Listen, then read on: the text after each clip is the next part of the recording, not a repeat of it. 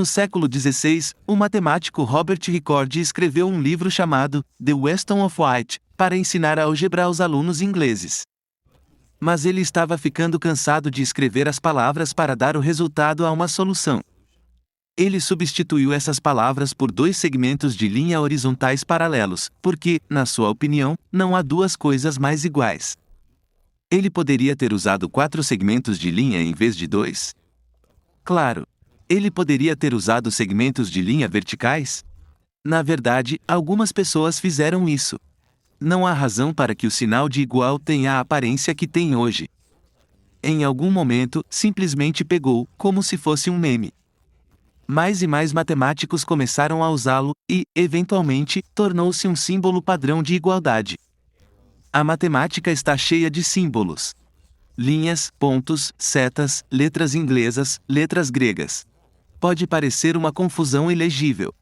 É normal achar essa riqueza de símbolos um pouco intimidante e se perguntar de onde vieram todos eles. Às vezes, como o próprio Ricordi observou sobre seu sinal de igual, há uma conformidade adequada entre o símbolo e o que ele representa. Outro exemplo disso é o sinal de adição para adição, que se originou de uma condensação da palavra latina et, que significa i.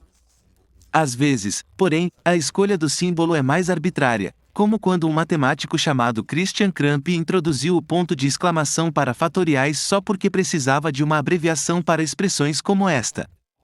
Na verdade, todos esses símbolos foram inventados ou adotados por matemáticos que queriam evitar a repetição ou o uso de muitas palavras para escrever ideias matemáticas. Muitos dos símbolos usados em matemática são letras, geralmente do alfabeto latino ou grego. Os caracteres são frequentemente encontrados representando quantidades desconhecidas e as relações entre variáveis. Eles também representam números específicos que aparecem com frequência, mas seriam complicados ou impossíveis de serem escritos completamente na forma decimal. Conjuntos de números e equações inteiras também podem ser representados por letras. Outros símbolos são usados para representar operações. Alguns deles são especialmente valiosos como taquigrafia, porque condensam operações repetidas em uma única expressão. A adição repetida do mesmo número é abreviada com um sinal de multiplicação para não ocupar mais espaço do que o necessário. Um número multiplicado por si mesmo é indicado com um expoente que informa quantas vezes a operação deve ser repetida. E uma longa série de termos sequenciais somados é reduzida a um sigma maiúsculo. Esses símbolos encurtam cálculos longos para termos menores que são muito mais fáceis de manipular. Os símbolos também podem fornecer instruções sucintas sobre como realizar cálculos. Considere o seguinte conjunto de operações em um número. Pegue algum número em que você está pensando. Multiplique-o por 2. Subtraia 1 do resultado. Multiplique o resultado por ele mesmo. Divida o resultado por 3 e adicione 1 para obter o resultado final. Sem os nossos símbolos e convenções, estaríamos diante deste bloco de texto. Com eles temos uma expressão compacta e elegante. Às vezes, como acontece com os iguais, esses símbolos comunicam significado através da forma. Muitos, no entanto, são arbitrários.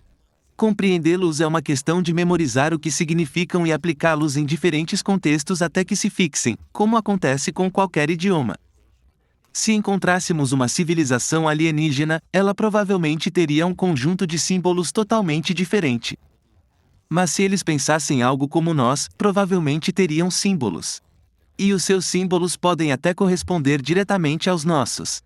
Eles teriam seu próprio sinal de multiplicação, símbolo de π, e claro, igual.